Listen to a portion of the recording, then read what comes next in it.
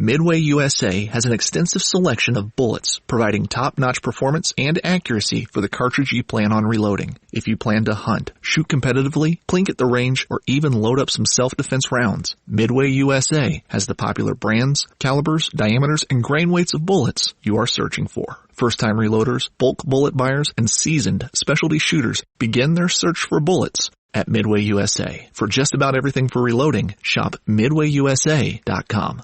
Hunting is not easy. It never has been.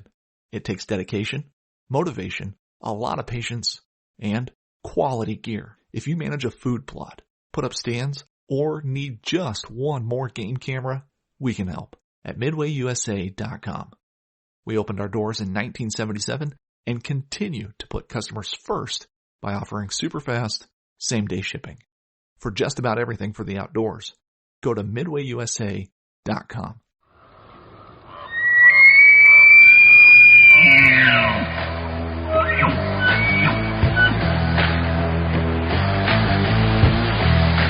Sitting up there jacked with Pepsi.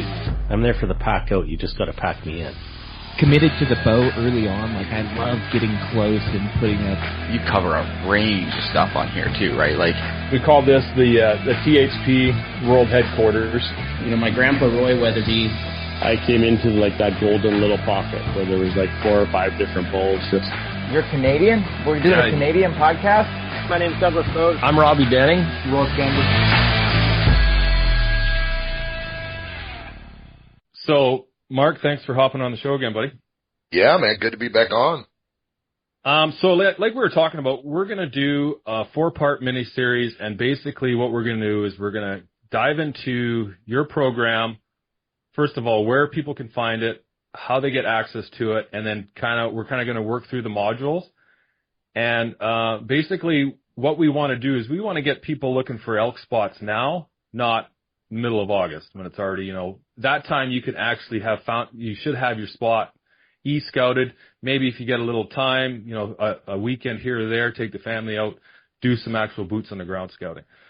So, obviously you've been on the show lots. Everybody knows who you are. And even if you weren't on the show, everybody would know who you are anyway. So let's just start with talking about, Treeline, where we can find it, how we get access, and then working into the program. Okay. Well, thanks for having me on. I always love doing these little mini series because, a lot of these podcasts, a lot of this information gets out there. You get surface level stuff and you don't really get to get into the weeds very much. But so many people message me all the time. And Mark, I love the fact that you go into all this detail. And sometimes the detail gets long and it gets drawn out, but it's an important part of what you're doing. And when you just kind of surface level stuff, I don't think people always get where they want to go. So, anyway, thanks for the introduction. So last year I made a consolidation to, one platform. I used to have TreelinePursuits.com. I used to have my llamas were on a different site. So I just redid all of my stuff now is at TreelineAcademy.net. All the courses are there. The bear tour that we're doing, my llama rental stuff is there. Even my apparel stuff, shop stuff. Everything's under one umbrella now, so it's a lot easier for people to find if they're looking for course information or podcasts. All the podcasts that I've ever done, including all the focus podcasts, are all there in chronological order with a description so you can kind of search and kind of look through them. I'm trying to make it easy for people to get all the content that we've been working on for, the past 3 to 4 years. And so, you can find everything there. Beauty. Awesome.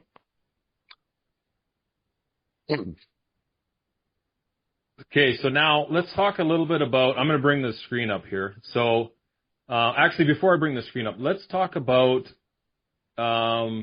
just membership. So it's a 2-year, you get in, you have access for 2 years, right? Right. So, and that's funny you said that because what happened originally was the course is over 30 hours and it's 50 modules. So a lot of guys and women, let's just be honest, let's just use the word people. A lot of the people that end up taking my course way underestimate how long it's going to take them to work through it, right? And so, I don't feel that you can really grasp, especially if you're a new hunter, you almost have to apply these principles and go out and just do it.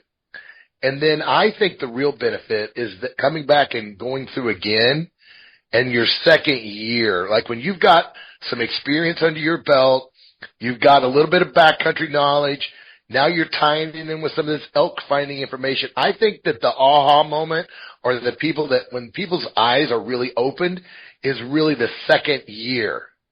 And so I hate 1 year subscriptions. I hate subscriptions anyway. But I have to do something. So I set it to 2 years. And even after that, I got people renewing. I do a 50% renewal.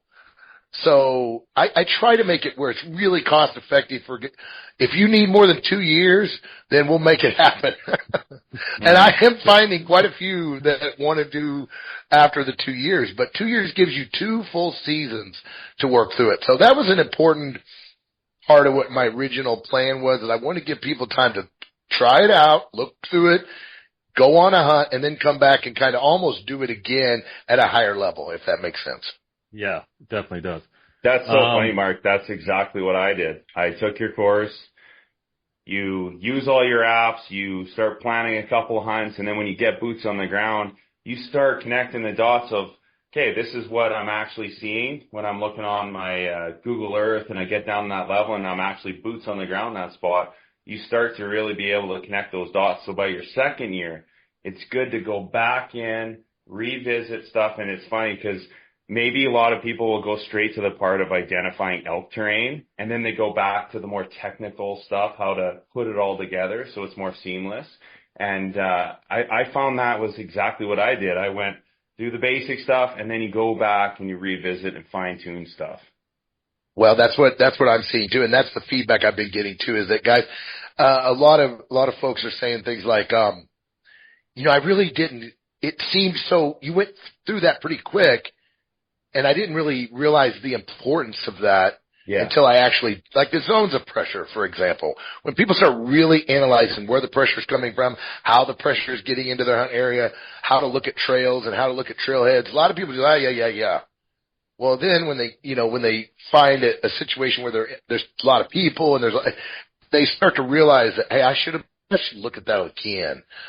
And I am. So one of the things I am going to do, guys, is this next year, I've learned so much more about putting this stuff together in a way that can be digested, that I want to go back and redo some of it to make it a little more in the order that you might want to consider doing it. You can do it any order you want, but I have learned some things, and I'm adding some new things, some new technologies.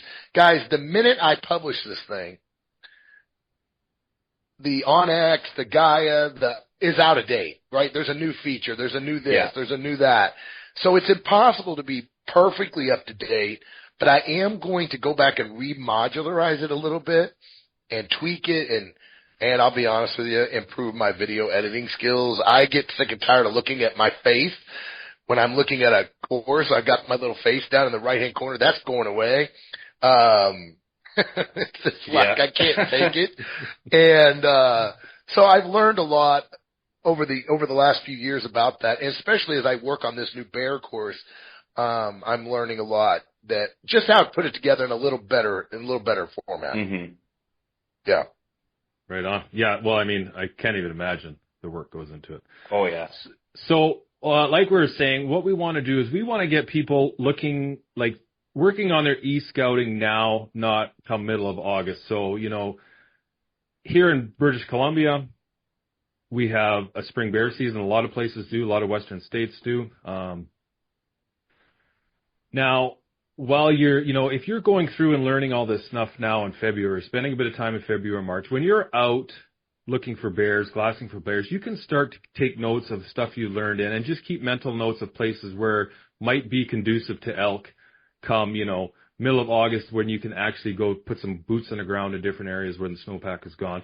So I really want to get people involved and taking this course and getting them to actually go through the modules right now, rather than, we talk about this stuff in the middle of the summertime and middle of August rolls around and then it's like, hey, here you go.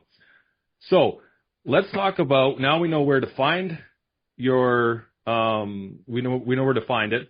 Now let's talk about getting access. So it's a 2-year subscription. Now once we're in, I'm going to pull up the screen. So I hope you guys can see it. Hopefully I know what I'm doing here. Share. You guys see that there? Yep. Okay. So this is really great. So as you can see, I've already, well, you can see this little 4% complete. We're going to see exactly what you've been doing and what you haven't been doing. Nobody paid attention to that at all. Okay. So we're in the course right now. Now it's welcome to the course. So now let's just kind of, Mark, walk us through, like, you don't have to get into the details, but what I'll do is I'll click on these and we'll kind of just quickly go through. Obviously, we're not going to go through all of them in great detail. We just want to kind of like familiar. We'll just hit the highlights. Highlights. Yeah. So you tell me where we're walking through and I'll click on them and then we'll go from there. Okay. So before we did that, I wanted to say something about what you just said. So in my course sales, this is what's funny because it's not funny, but it's eye-opening. I sell 10-to-1 courses, 10-to-1 in August versus any other month of the year. And I'm always like cringe when I get to August and all these guys start buying the course. Cause I'm like, you waited too long. Yeah. To be able to really go through it and prepare a hunt plan and get a custom markup set going, all the things. You can do it. You can do it, right? But you're under the gun especially if you're a new hunter. Mm-hmm. So I appreciate what you said that now is the time is that you should start working on at the same time you're looking at application strategies and what tags you're going to go for and all that stuff. You should start working on hunt areas. And there's a lot of things you can do initially that's not a waste of time. You know, when you start looking at pressure, you start looking at core hunt areas, you start looking at just doing flyover tours, which I'm going to go over tonight. I have a live webinar tonight. I know this is coming out after the fact, but I am going to go over some of the Google Earth stuff tonight, and some of it's related to early identification of hunt areas. So I did want to mention that my number one month is August, which it should not be. It should be right now in February. Okay, so it's funny. I love looking at your percent there, Kevin. But I had to bring that because I knew you were going to. Funny. So the other thing that I could tell, I'm like the federal government, right? I'm like I'm watching over you guys. Now, not really. I do not pay attention, but I can go in there and I can see which modules you're skipping and I can see which ones you're looking at, which ones you're looking at the most. And that's actually what we were just talking about, Derek. I'm going to redo some things based on these statistics that I'm seeing. So most people, like you just mentioned, They get in here and they start scrolling down through there. Kevin's not even there yet. And you get down to where it says elk finding contest. Okay, I want to start there. Find elk. That's 20 modules in, and you're going to start there. Which, hey, there's nothing wrong with it, right? Guilty. Straight to that part. But I think you will be surprised at the little tips and things that you'll pick up in a lot of the other modules. You know, I've been chasing elk for this will be my 34th year in the West. And I've learned a lot of things, and not because I'm good at it. It's because I've made every freaking mistake known to man. And a big part of this course is really helping people to not make some of the mistakes that I've made. Anyway, a lot of people do want to skip ahead and skip around, and there's nothing wrong with that. And what's great about the course, it does track your percentage of each module. It keeps track of where you're at, and it keeps track of where you're at in each video. I do, guys, realize that some of these videos they're an hour long, and they're detailed. And so being able to stop in the middle and come back to the same spot was important. And so it does keep that kind of in track as well. So, you know, right off the bat, you got the welcomes, you got the things. It's got a curriculum overview, gives you kind of what's all included. But the most skipped over modules in the course are the realities of escouting and that understanding limitations. And guys, these are the biggest hunt killers for guys that get over their head. They plan hunts that are too far from the trailhead for what they're capable of doing, or more importantly, what their partners are capable of doing. Especially if they're newer hunters, they don't understand the Western terrain. They don't understand the effects of altitude. So there's a lot of grounding information in there in those couple of modules that help you kind of set up your whole plan for success. So, but again, people tend to be like, oh, I know what I can do. I know what I can't do. I don't need to look at that. So again, I just wanted to throw that out there. The state method research, excuse me, there's a lot of information there and a lot of links there, which actually I've got a couple broken links that I found just recently that I need to fix. And so in here, we start breaking down the various states, the various links to the various harvest statistics for all the states. I've tried to organize it so it's really easy for you to get to where you want to go to analyze it. I talk a little bit about how I personally do it. Now, this is one of the modules that I'm going to redo and add a lot of new stuff. I'm going to insert a lot of go hunt stuff. I'm going to insert a lot of other research methods that I use. And there's some, it talks about research articles that I've used and that I continue to use. Like, for example, Top Rut. So there you go. That Top Rut is defunct now. You can no longer get those KML files from that company, but you can get them from me now because I wanted to feel that they're so valuable. That was one of the reasons that I created those files. But, remember this is a 4-year-old program, so I do have a few things in here that I'm going to go back and I'm going to adjust and update. But for the most part, though, it's all pretty solid. And then next up, we get into the basic needs of elk, which is a lot of people don't understand what elk eat during certain times of the year. A lot of people think of elk, they think, well, they eat grass.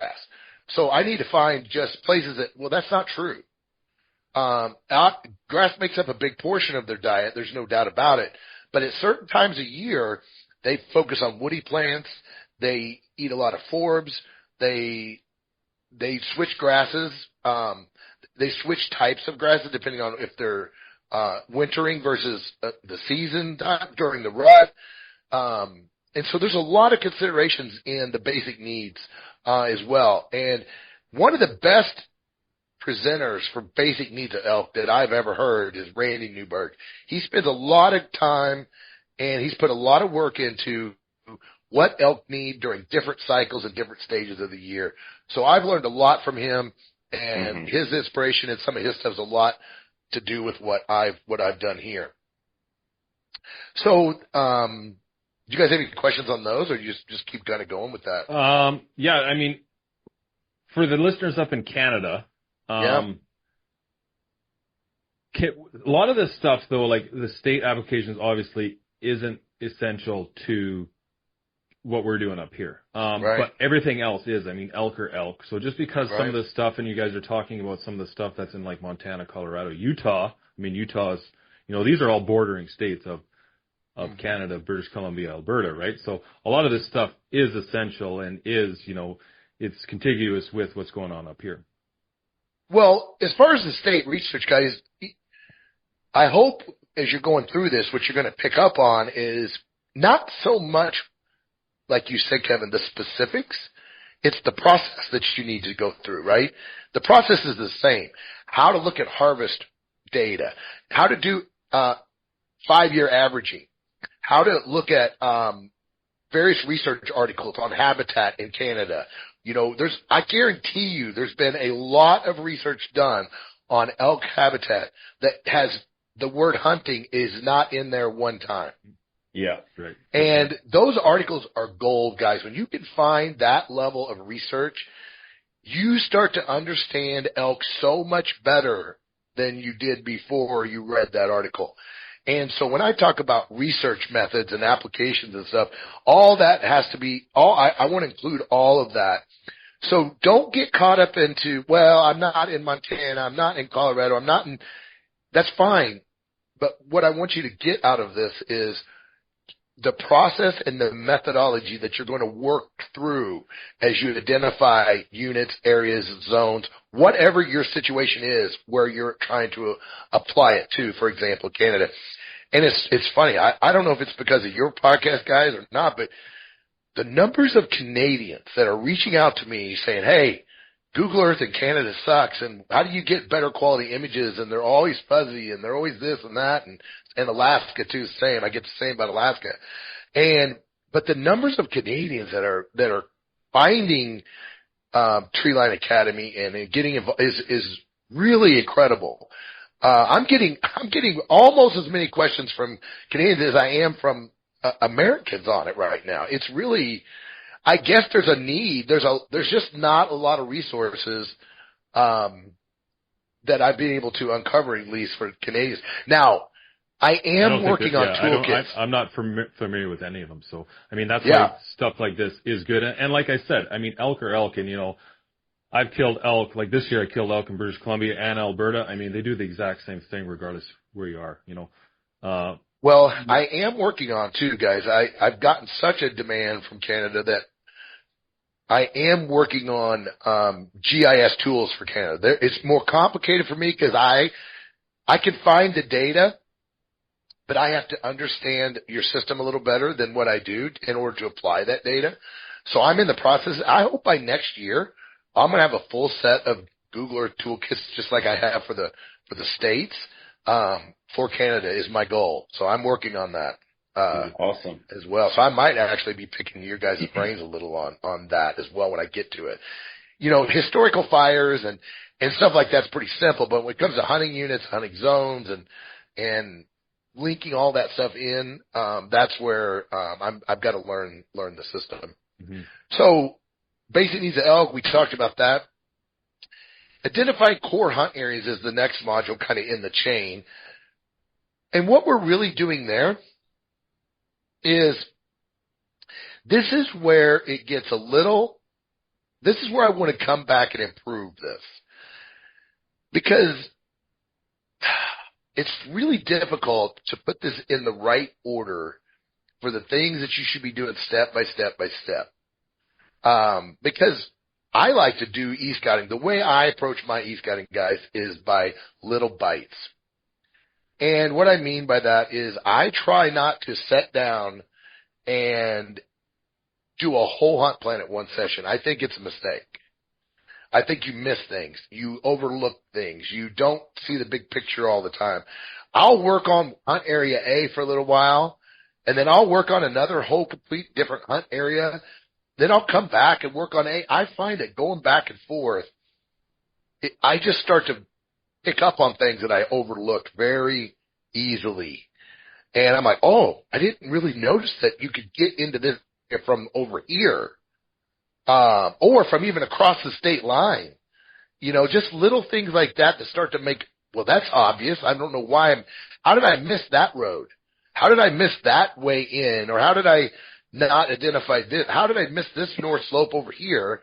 And, oh, that road is closed. I thought it was open. All those things. It's hard to get all of that done with one pass. Does that make sense? Yeah. And I think that the more you come back and revisit your hunt plans and your strategy, the better they get. Now, in order to do that, you have to have a pretty good documentation system or journaling or notes and the way you're marking up the custom icons and the custom colors and all the things that I've talked about a million times on a lot of podcasts. All these things have to be working and have to be, they have to be firing on all cylinders for it to really make sense and work for you. So, I like the way you're scrolling through. So you can kind of, when I'm looking for core hunt areas, what I'm looking for is areas that I want to consider for hunting spots, right? These are not, maybe they're going to make the cut, maybe they won't. But like, let's just say, for example, if I'm going to Montana and I'm going to be hunting for a couple weeks, I want to have, when I leave for my hunt, I want to have 3 to 5 hunt areas ready to go. Mm-hmm. But that might mean, guys, that I start with 10. I might have 10 outlines. And so what I like to use, the tool I like to use, I don't want to get too much in the weeds here, is I like to use the polygon tool. I drop a quick area polygon around any place that I'm interested in, and I make a few notes about it, and I move on. And man, that technique has really helped me to identify some really prime spots. And if I find that I'm not interested in it or it doesn't work, I just delete them.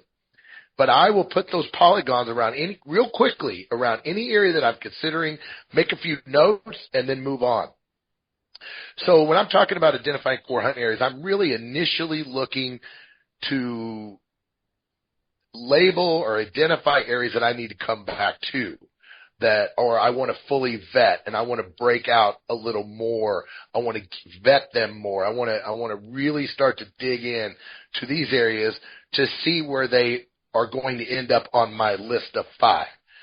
So one last thing I'll say about that, guys, is I work really hard not to have a number 1 hunt area, especially at this time of year. It's hard not to do, guys. You find this spot, you're like, oh, this is the mother load. This is on my A list. And you spend so much time on that one, and you really neglect your other 4, right? And when it comes time and you get into the mountains and you get in there and you're like, oh, this isn't as good as I thought it was going to be. Well, your B, C, D, and E are not really fully vetted because you put all of your eggs in one basket, or, most of them. And so I work real hard not to have a preconceived idea of what my number 1, 2, 3, 4, 5 hunt area is until I get through the whole process. And I am shocked at how many times that number 4 that I thought was, oh man, this is a Hail Mary spot. This is a Hail Mary backup spot. Once I really looked at it, and really, it ended up being my number 1 spot. Mm-hmm. But so I hope you guys are picking up on that I try not to get too tunnel visioned on your prime spot versus a backup spot, at least at this point in the process. Yeah, I know. So when I first met you, that's one thing we talked about, and that's one thing I always felt like I was doing, was putting too much emphasis on one spot. And I mean, you and I have known each other for what, like 3 years now, and in 3 years I've killed 4 elk. So I mean, all these things that we've been talking about, and I've been absorbing throughout that time is definitely working. Well, and success breeds success, guys. You guys know how it is. Like, once you can start moving the needle, that's why the success rates are so low. It's the 80-20 rule, guys. 80% of the guys, 20% of the elk hunters kill 80% of the elk. It's just the Lampers, the Sam Davises. I mean, you killed 3 out of 4. That's pretty daggum good. You got a few guys that are at the top of the food chain, and then everybody else is struggling for this 5% realm. So these are the things we're talking about right now, and that we're going to be talking about through this whole series, are all things that all of these guys are doing to move that needle. Now, they may not call it 4 hunt areas. They may not call it zones of pressure. They may not call it establishing a hunt parameter. But I can guarantee you that these top-level dudes are going through a process that's very similar to this. They don't even, some of them, like Ryan Lampers, doesn't even know why he does it. He just has been doing it for so long. He's had so much experience. He just knows, well, that spot's got elk. There's going to be elk right there. It's just he can look at it, and he doesn't realize that subliminally he's processing that whole environment, that whole landscape, and he's making a determination based on experience, knowledge, all this stuff, and it just makes sense to him. He's like, well, that's obvious. That's the spot. But a newer hunter would look at it and be like, well, I don't know why that spot's any better than this spot over here. Because they got nothing to base it on. They got no past experience to apply to it.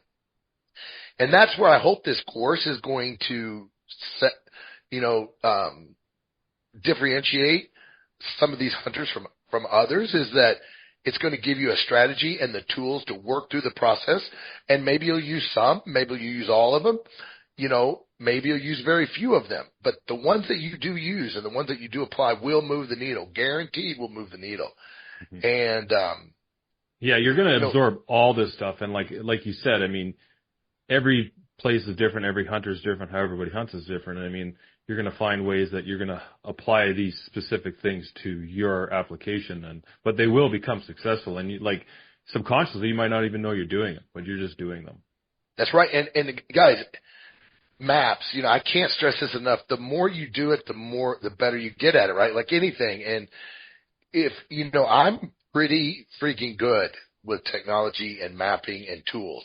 That's my strength. Because I'm from the Midwest. I was traveling to hunt elk for the first 27 years. I never, not one trip, boots on the ground scouted Western elk. Never. Every single place I went to was all digital. And still to this day, even living in Montana, I talk about this a lot, but I rarely put boots on the ground. I just don't think it's that valuable. Now, a lot of guys do, and I think it's to each their own. But where elk are in June, where they are in May, where they are is not where they're going to necessarily be in September. And now there's things you can do when you're finding old rub lines in June. That gives you some idea where the rutting areas are. I get it. And everyone said, you read a lot of research about where the calving areas are. A lot of times where the rut zones end up being. I get all that too. But I will go out on a limb and say, if you're going to spend a full weekend boots on the ground scouting, you're going to drive to spot A, 3 or 4 hours, 5 hours, 10, whatever it is, and then you're going to spend the whole weekend hiking around. Maybe you might cover 20 miles. Maybe you might cover 25. If you took the same amount of time, all the time that you're there, and you spent it in your applications and aerial photos and analyzing view sheds and 3D analysis and flyover tours and zones of pressure. Now, you spent all that time doing that, you are way, way, way, way, way further down the road than you ever will be boots on the ground. Yeah. You can't cover the territory. You can't see everything you want to see. And now, there's nothing wrong with it. If you've got the time and you've got the resources to do it, by all means, knowing terrain and being able to be in there and get a feel for it, is never a waste of time. Don't get me wrong on this. I'm just saying if I had to spend X amount of hours and that's all I had, I would rather spend it looking at big, giant zones and breaking them down than I would drive into one particular trailhead in the middle of XYZ unit and hiking around for 3 days. Does that make sense? Or yeah, it does, buddy. Well, the thing about it, I just want to quickly add, is like time is the biggest currency for everybody as we get older, right? We've got very busy lives. The nice thing about like Treeline Academy is you can plug away at it if you start now. Like if you go in, buy the get the program now, and we got a promo focus 22 promo code will give you a bit of a discount. You go and you buy it now, and you just start chipping away at these things. Every night, you put the kids to bed. You come down, you got half an hour before you go to bed. You go through a couple of the modules, and you go through them, right? And you just slowly chip away at it. That way, you still have lots of time where you can go back and look at stuff you didn't understand, and you can kind of slowly put it together over time. Whereas, like you said, you do it in August, and then it's quickly you're scanning through because now you don't have time and you realize you want to go hunting, but, you're not really absorbing all the stuff you would if you would have taken the time and gone through the process in the way it's designed to go through. And talk about the confidence. I know for myself personally, getting through the course, identifying core hunting areas, you got plan A, plan B, plan C, you have all these plans, but then you have separate plans in Alberta, our zones are a little bit smaller. You've already identified a completely new area.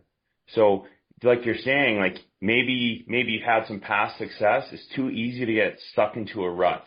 Now I know exactly where I'm going, and if I've gone that hunt plan, I'm not returning to that area if I don't find elk.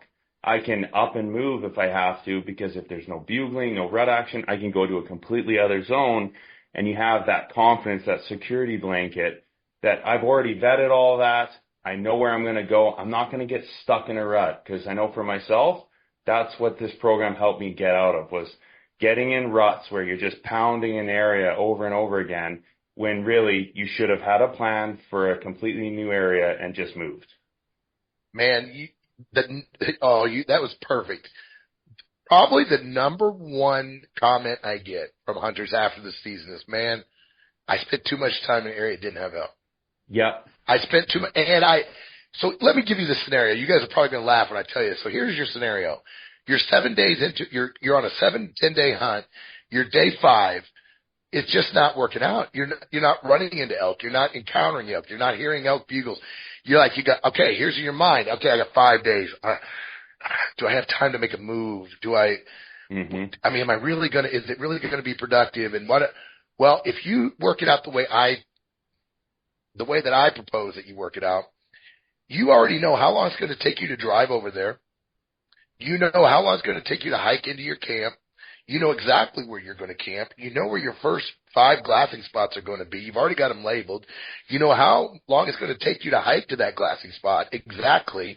So think about that. So now it's noon and you're on day 5 and the morning was terrible. You're ready to make a move. Well, you pull out your hunt plan. You're like, okay, in 3 hours, I can be to this trailhead on this new hunt area.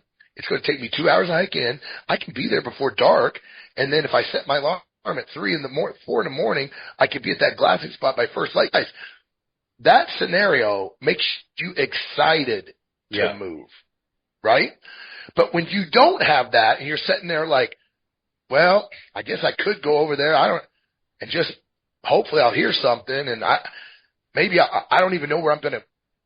Guys, what if you have to hike into the dark? What if you have to try to pick a campsite in the dark, right? No, you're going to be likely. Now, I'm not saying everybody, but you're going to tend to be more likely to not do it. But when you have it all worked out to the nth detail, like I just told you, and the way that's actually coming up in the next 3 modules, developing a strategic hunt plan, guys, that template that I have in this course is the exact template that I use every single year. Now, I tweak it and modify it and whatever, but that template is, and I just updated it again with a few other things that were helpful for people, I think. So I just updated it a couple months ago. But anyway, that template goes to the level that we just talked about. How long is it going to take me to drive there? How far is my pack in? Where am I going to camp? Where's my first bugling spots or my glassing spots or whatever your strategy is going to be? I'm telling you guys are 9 times more likely to pack up and move to an area and find elk than just be like, well, I got 4 days left. I'm just going to grind it out here. And let it alone if you have reception to even download the maps that you need. That's right. So, that's the thing. How many guys have I seen pulled over on the side of the road and I pull up, I'm like, what's up, boys? Well, I'm trying to download some new maps for this new area I'm going to. I'm like, well, guys, I drove one time. I hate to admit this. I made a mistake. I think everybody's done that. I made a mistake. I had 3 or 4 hunt areas and we had a snowstorm that was just monumental in September. We got 18 inches of snow and I'm like, holy crap, we got to change elevations. Well, I did not have, I talk about, if you guys heard me on having those 3 to 5 hunt areas, one of them or 2 of them needs to be a radical change in elevation for a lot of reasons. But, and this is a good example, we had to get out of the snow. Not that the elk weren't there, but we couldn't hike in it. We couldn't drive in it. We couldn't get where we wanted to go. So it was a limiter, not because maybe we weren't running into elk or that the elk were moved, is because we were limited by being able to access it. Mm-hmm. And so I had to drive 5 hours into Dillon, Montana. I'm even going to tell you where it's at. I had to drive into Dillon, Montana and download some new maps. And I'm just going to say it. We didn't kill any elk. And because we were working on our hunt plan in the middle of the freaking hunt. Yeah. And it was a mess. It was a real mess. And I learned my lesson, and ever since then, I don't make that mistake. Mm-hmm. One of those hard lessons we all have. It's a hard one. Oh, yeah. And, it's never a good feeling. Okay. So let's keep rolling through these modules here. So the zones of pressure is the next one. Okay. We've talked about core hunting areas. There's a lot there. We just kind of scratched the surface. And so zones of pressure, this is an area where I feel like most elk hunters do not spend enough time at this area because there is a lot here. And it's this is the one where guys, this is the one module where people come to me and say, I didn't really grasp what you were saying the first time. I didn't really get it. When you say zones of pressure, I'm like, I know what you mean. I mean, where the hunter's going to park and I get what you're saying. Well, not really. So what you're looking at here is not only is where the pressure is going to come from, where it's likely to come from, and how much pressure is there. Well, how do you know all that? I mean, how would you know that in a spot that you've never been to? You've never gone there before ever. How are you going to make any kind of reasonable determinations for that? Well, we go through that in this module, and there's a lot of things you guys can do. A lot. You can zoom in on every single trailhead and look at and you have to do it in Google Earth Pro, guys. This is the key. You can't do it in OnX. You can't do it in Go Hunt. You can't do it in anything else because of two reasons. One, the image quality is not good enough for this level of detail. Number two, you don't have the dates of the imagery, accurate dates of the imagery. Now, Go Hunt has some historical data now, but still doesn't have the breadth of historical data that's available in Google Earth Pro. So, for example, you zoom in on Trailhead A. You're looking at it and you're paging through the years of aerial photos in Google Earth, right? Well, you look at June. Well, there's a whole bunch of cars there in June. There's a whole bunch of cars there in July. You get to September and there's like almost no cars there. And like, okay, that's interesting. October, no cars. November, bunch of cars. I'm like, okay, maybe there's a lot of late season. Maybe this is a late season. So, guys, there's no magic formula here, but looking at these trailheads or these access points or dead-end roads, all these so-called takeoff points, when you zoom in on them, you can see how many cars are there, what dates the cars are there, and more importantly, what types of cars are there. Is it a car? Is it a truck? Is it a horse trailer? Is it Mark LIvesay's llama trailer? These are things that start to paint the picture, right? There's horses there. There's 4 horse trailers there, September 15th. I'm like, okay. Does that mean we're not going there? No, that does not mean that. But it's painting us a picture. It's like, okay, there's obviously some type of outfitter or individual. And how do we know if it's outfitter traffic? Well, here's a telltale sign. When you see a horse trailer hooked onto a truck and you see 3 pickups parked right beside it or 3 cars parked right beside it, that's a very, very good indication of an outfitter because you got clients that are parked beside the outfitter. Mm-hmm. When you see a truck and a horse trailer by itself, now guys, this isn't rules. I'm just saying that's more than likely an individual that's come in there and is hunting on horseback. Does that make sense? These are just guys. These are so obvious and they seem so simplistic.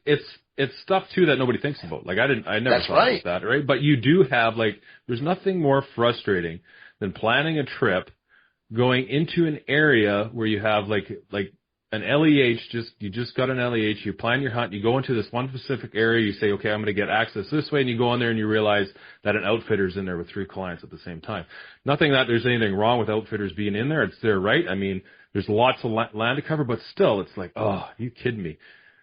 Very frustrating. So those are things definitely to think about. And what we talked about, not the last time you were on, but the time before, is accessing historical data in Google is really good too. And I never knew anything about that as well. Because most people don't really, it's a very obscure button at the top and it's just not obvious. And let's just be honest. I'm going to talk about this tonight on this webinar. Believe it or not, Google Earth was not built for hunters. And as much as we'd like to think it was made just for us. They didn't put the buttons in that said, to find the best glassing spot, press here. And so again, we're using a tool that wasn't designed for hunting, but is perfect for hunting. We just got to learn how to manipulate it, adapt it, and more importantly, how to set it up with the right preferences and settings, right? And that's all covered in this course that's coming up in a module we're getting to here. But so zones of pressure, okay? We talked about trailhead analysis. One of the last things, I don't want to give away all of the trips here, but no, man. One of the other things that we, guys, do not trust your hunting apps for motor vehicle accessible roads. Now, are they accurate most of the time? Yes, they are. Some are better than others. But if you guys have listened to me very long, you're going to learn really quick that I am a master of multiple tools. And I think it's incredibly valuable that you learn how to use multiple tools, not just one. You know, I know guys that have the Onyx tattoo and they're like, man, I bleed red. I got default red waypoint icon tattooed on my shoulder. I'm like, okay. I'm good with that. Looks like we got somebody else trying to join us here, but, Friends of NRA is your chance to support our Second Amendment rights and preserve America's hunting traditions. Join Friends of NRA at one of our 600 exciting events nationwide. From games to auctions and exclusive firearms, Friends of NRA events are your chance to support a cause you care about while having a great time with patriots in your community. Whether you're a seasoned shooter, an avid hunter or outdoorsman, or passionate about freedom, there's a place for you within Friends of NRA. Visit friendsofnra.org to find an event near you. Stand up for freedom with the Friends of NRA. Gear up for the hunt and learn from the best with Deer and Deer Hunting Wednesdays at 10 p.m. Eastern on Waypoint TV. Tune in every week for expert hunting tips and unforgettable moments in the field. Waypoint TV, your destination for outdoor entertainment.